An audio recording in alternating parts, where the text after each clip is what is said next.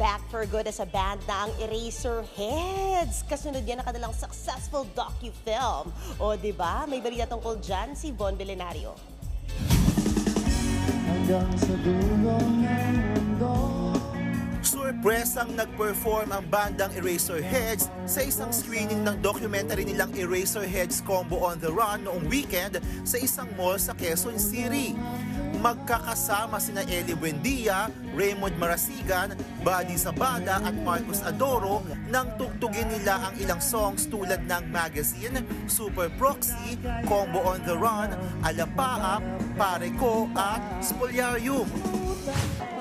Una nang inanunsyo ni Buendia na back for good na sila as Eraserheads. Sa katunayan, maglalabas ang banda ng bagong awitin at magkakaroon ng Electric Fun Music Festival na gagawin sa SMDC Festival Grounds.